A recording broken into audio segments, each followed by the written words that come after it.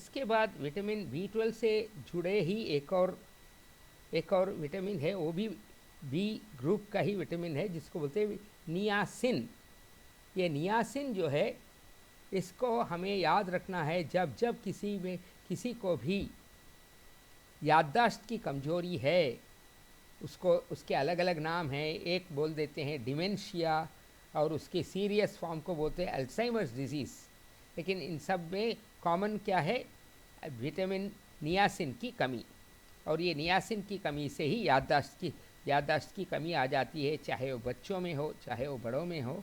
याददाश्त की कमी के लिए नियासिन की गोलियां दी जाती हैं, और हमारे पास इसके लिए भी एक ही ट्रीटमेंट है, लेफ़्ट परखू या लेफ़्ट विटामिन फॉर्मेशन।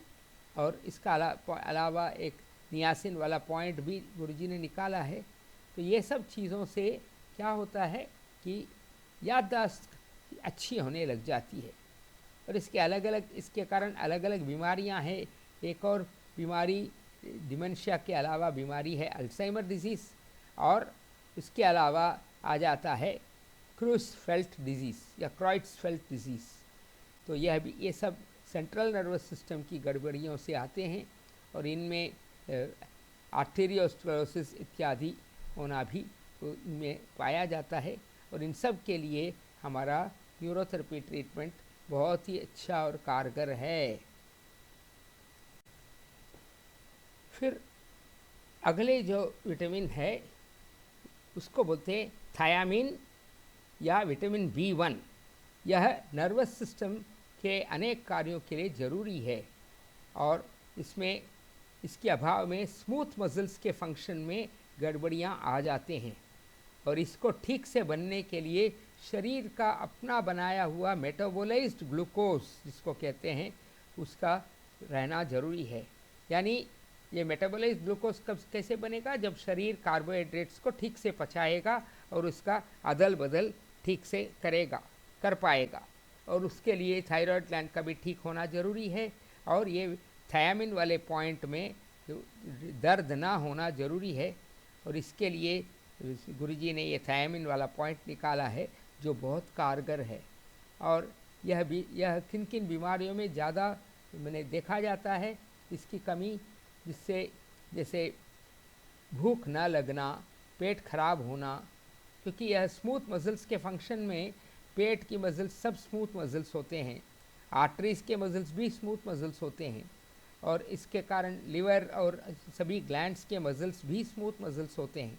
और उन सब के लिए ये थायामिन विटामिन बी 1 जो है उसकी ज़रूरत है। तो इसलिए इसके कारण बुखार का बार बार आना, आंतड़ियों का इंटेस्टाइन्स का बिगड़ जाना, फिर पेट की मसल्स ठीक से काम न करना, मैंने इसको बोलते हैं गैस्ट्रिक एटोनी का मसल्स मतलब ही मसल्स कड़क हो जाते हैं, ठीक से कार्य नहीं कर पाते इत्यादि। फिर हाइड्रोक्लोरिक एसिड का कम हो जाना, हाइपो एसिडिटी जिसको कहते हैं।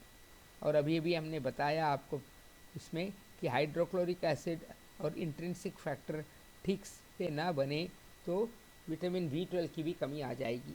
तो ये सब एक दूसरे के साथ जुड़े हुए हैं। और ये मस्कुलर डिस्ट्रोफी नामक बीमारी में ये थायामिन की गड़बड़ी बहुत ज़्यादा है, यानी थायामिन ठीक से नहीं बनता, या जिनको काम करते करते अतीव थकान हो जाती है। ख़ास तौर में औरतों में ऐसे होता है कि कुछ देर काम किया तो अतीव थकान महसूस होती है। तो उनमें सब में ये थायामिन की ये गड़बड़ी है या थायामिन की कमी है।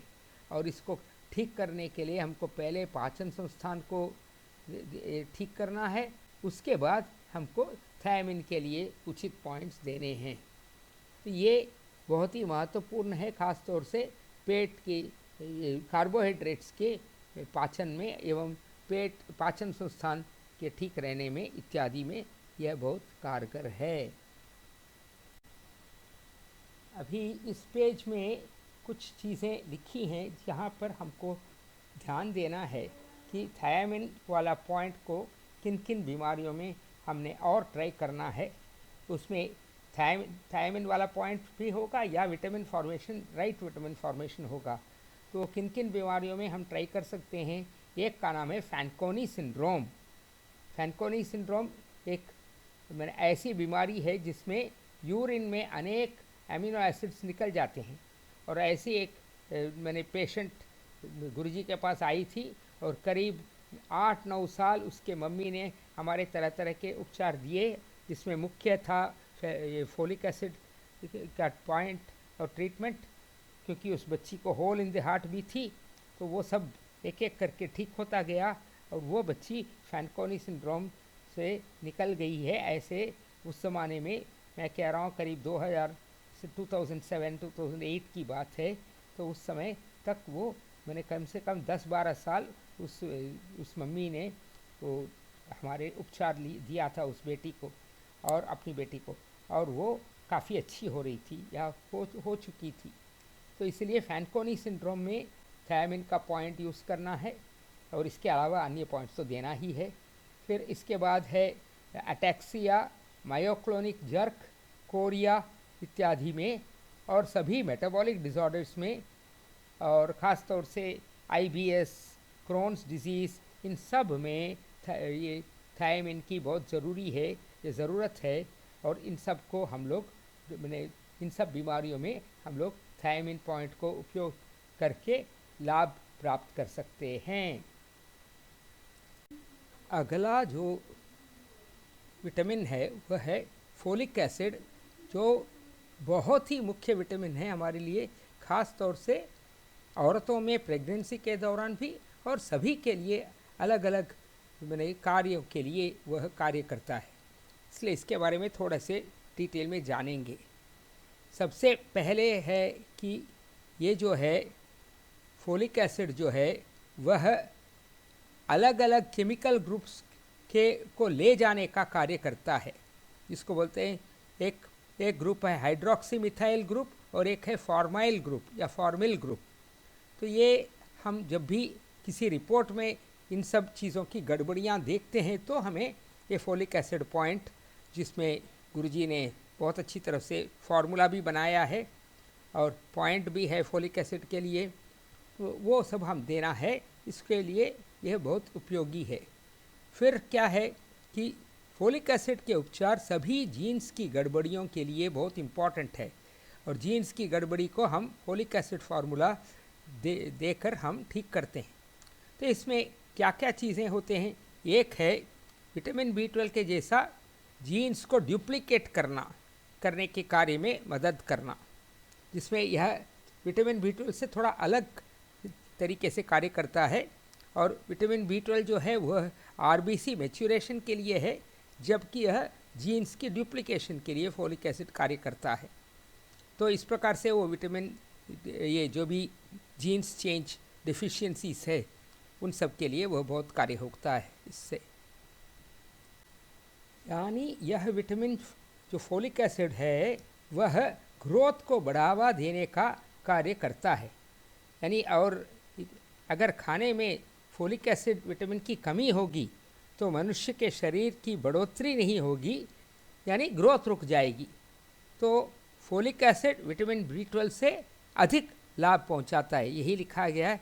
गुरुजी ने इसलिए बताया क्योंकि विटामिन B12 जो है वह केवल नर्वस टिश्यू तक काम करता है और RBC के मैच्योरेशन में उसकी मुख्य भूमिका है, जबकि फोलिक एसिड जो है वह हर सेल्स की ग्रोथ और शरीर के ग्रोथ वगैरह के लिए मैंने काम में आता है। और इसलिए जिन बच्चों के हाइट में गड़बड़ी होती है, यानी हाइट कम होती है, उनके माँ बाप को देखा जाए तो मम्मी में भी फोलिक एसिड की डिफिशिएंसी रही होगी और उनका जो है राइट परखू वाले पॉइंट में दर्द हो रहा होगा। और हम बच्चे में भी देखेंगे कि ये सब पॉइंट्स में दर्द होता है, और जैसे जैसे हम ट्रीटमेंट देंगे धीरे धीरे करके उसकी हाइट में भी सुधार आती है। और फोलिक एसिड और B12 दोनों मिलकर RBCs की मैच्योरेशन कराते हैं, लेकिन ये अलग अलग तरीके से कार्य करते हैं। और ये फोलिक एसिड जो है वो हरी सब्जियों में तो मिलता ही है, उसके साथ जो भी अनाज है, दालें हैं, जिसमें ऊपर का जो हस्क होता है, ब्रैन जिसको बोलते हैं, उसमें यह बहुत अच्छी तरह से मिलता है। इसलिए गुरुजी हमेशा बोलते थे कि हमें नॉन पॉलिश्ड आइटम्स खाना चाहिए, यानी पॉलिश्ड दाल से साबुत ये छिलके वाले दाल अच्छे हैं, वैसे ही पॉलिश्ड राइस से छिलके थोड़ा हस्क वाला राइस जिसको हाथ कूट चावल बोलते हैं वो ज़्यादा अच्छा है। मशीन से पॉलिश किया हुआ राइस जो है उससे उसमें फोलिक एसिड की कमी हो जाती है और इसलिए वो हमारे लिए लाभदायक नहीं है। अगर आगे जाके गुरुजी लिखते हैं कि फोलिक एसिड की कमी अगर शरीर में हो तो आरबीसीज का आकार जो है काफ़ी बड़ा रह जाएगा। यानी मैंने बताया ये मैच्योरेशन में अलग अलग तरीके से कार्य करते हैं। ये आरबीसीज का एक्चुअल साइज़ कम करने का कार्य यह फोलिक एसिड का है।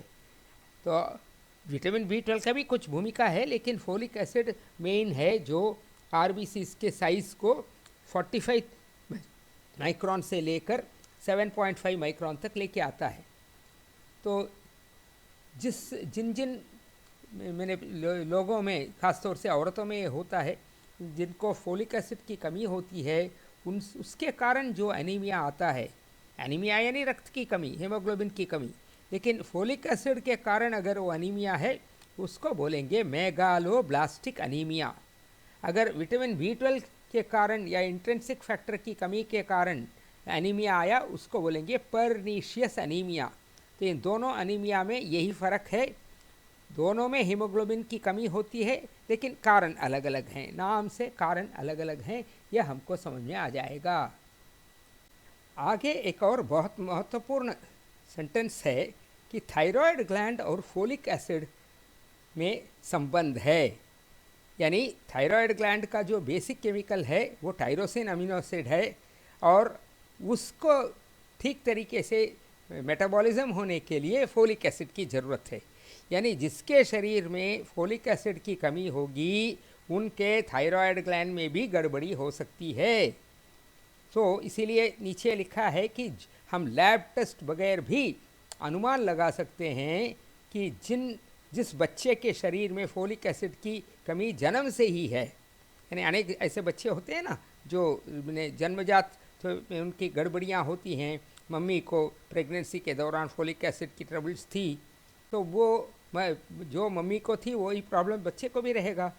तो उससे बगैर कोई लैब टेस्ट किए बगैर ही हम समझ सकते हैं कि फोलिक एसिड की कमी है तो टायरोसिन अमीनो एसिड भी ठीक से नहीं होगा और उसके कारण उसमें थोड़ा बहुत हाइपोथायराइड की कुछ निशानियां हो सकते हैं। और इन सब के लिए हमें लैब टेस्ट में देखने की ज़रूरत नहीं है कि हाइपोथायराइड है या नहीं।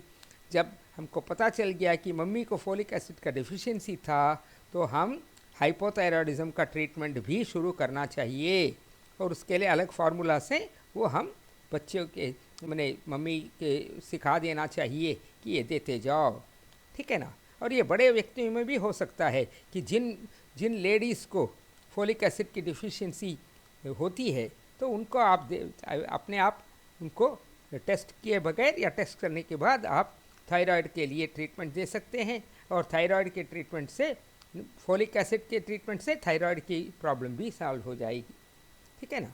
तो थायराइड के लिए ट्रीटमेंट करने से पहले फोलिक एसिड का ठीक होना बहुत इम्पॉर्टेंट है, बहुत ज़रूरत है। और उसके लिए फोलिक एसिड वाले पॉइंट पर दर्द होगा, जिसको फोलिक एसिड की कमी है उसमें परखू वाले पॉइंट में दर्द होता है, लेकिन थायराइड के लिए कोई ख़ास पेन पॉइंट नहीं है। तो इसीलिए हम लोग ये सब लिंक करके, थियोरी को लिंक करके हम ट्रीटमेंट देने से सभी को फ़ायदा होगा। अब आते हैं कौन कौन सी बड़ी बीमारियां नाम जिसमें फोलिक एसिड की कमी जुड़ी हुई है। सबसे पहले है मेगालोब्लास्टिक एनीमिया। मेगालोब्लास्टिक, मेगा माने ही बड़ा, जैसे मेगा मॉल बोलते हैं हम लोग, मेगा माने बड़ा, तो मेगालोब्लास्टिक एनीमिया का मतलब वो एनीमिया जिसमें आरबीसीज की साइज़ जो है बड़े बड़े होते हैं, यानी वो श्रिंक नहीं हुए, उनके आकार जो है उनका कम नहीं हुआ और इसका मुख्य कारण है फोलिक एसिड की कमी। फिर एक अन्य ग्रुप ऑफ डिफेक्ट्स हैं जिसको बोलते हैं न्यूरल ट्यूब डिफेक्ट। और न्यूरल ट्यूब डिफेक्ट क्या होता है, जो स्पाइनल कॉर्ड जो बन रहा है उसी ट्यूब को, वो जिस ट्यूब के अंदर से निकलता है उस ट्यूब को बोलते हैं न्यूरल ट्यूब। और ये ठीक से बनना चाहिए। और ये जिनमें फोलिक एसिड की कमी है, हो सकता है उनमें ये जो न्यूरल ट्यूब जो है वो ठीक तरीके से ना बने, और उसके कारण जो 2-3 बीमारियां आ सकते हैं उनका नाम है स्पाइना बाइफिडा, फिर आगे लिखा है मेनिंजोमाइलोसील, फिर आगे लिखा है मेनिंजोसील। और इन सब में सबसे माइल्ड जो है स्पाइना बाइफिडा है, और इसी से ज़्यादा बच्चे ग्रस्त हैं, और सबसे सीवियर है माइलोसील। और ये सब आपको अगेन इसमें बीमारियों में पढ़ाया जाएगा। और सबसे इम्पॉर्टेंट क्या है कि ये जो न्यूरल ट्यूब डिफेक्ट्स हैं, उसमें अगर मम्मी का जो टेस्टिंग किया उसमें देखा गया कि सीरम अल्फ़ा प्रोटीन नामक प्रोटीन जो है, उसका नाम AFP है, वह उसकी मात्रा ज़्यादा रहती है। लेकिन हमारे यहाँ गुरुजी ने कहा है कि हमको लैब टेस्ट तक वेट करने की ज़रूरत नहीं है। अगर जिस औरत में फोलिक एसिड वाले पॉइंट में दर्द पाया जाता है, उनमें ये सब गड़बड़ियाँ होंगी ही, और इसीलिए हमको इसको फोलिक एसिड फार्मूला देकर ही हम इसको ठीक कर सकते हैं। फिर अन्य बीमारियाँ क्या हैं? एक मुख्य बीमारी है मस्कुलर डिस्ट्रॉफी, जिसमें अनेक प्रकार की कमियाँ होते हैं। उसमें एक कमी है फोलिक एसिड की डिफिशियंसी, और एक डिफिशियंसी होती है लिवर की गड़बड़ी, लिवर कम काम करता है। और एक बीमारी जो है उसको बोलते हैं क्लेफ्ट लिप या हेयर लिप, यानी आपने देखा होगा कुछ बच्चों में ऊपरी होठ जो है फटी हुई है और वो देखने में ख़राब लगता है, तो आजकल इसको प्लास्टिक सर्जरी द्वारा इसको ठीक किया जाता है। लेकिन इससे अंदर की जो गड़बड़ियां हैं वो तो नहीं ठीक होंगे ना, तो उसके लिए अपना न्यूरोथेरेपी फार्मूला भी देना है। तो अगर आपने कोई बच्चा आपके पास आया, आपने देखा कि उसका हेयर लिप या क्लेफ्ट लिप जिसको बोलते हैं, उसका मैंने सर्जरी की हुई है, फिर भी आप उस बच्चों को आप फोलिक एसिड फार्मूला दीजिए तो उनको बहुत लाभ होगा।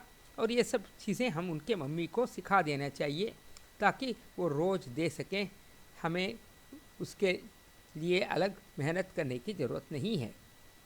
अच्छा, और एक है हार्ट संबंधी डिसऑर्डर्स। जन्म से जो भी बीमारियां आते हैं उसको बोलते हैं जन्मजात या कॉन्जेनिटल, ऐसे बोलते हैं। तो ऐसे कॉन्जेनिटल बीमारी में एक बीमारी है जिसको नाम है होल इन द हार्ट, और इसके 3 रूप हैं, और इसके बारे में भी आगे पढ़ाया जाएगा। तो 3 रूप क्या हैं? एक को बोलते हैं ASD, एट्रियल सेप्टल डिफेक्ट, और एक को बोलते हैं VSD, वेंट्रल सेप्टल डिफेक्ट, और तीसरा है PDA, पेटेंट डक्टस आर्टीरियोसिस। तो ये नाम आपको इतने लंबे लंबे नाम याद करने की ज़रूरत नहीं है, लेकिन ASD, VSD या PDA, ये नाम याद रखने से हो जाएगा।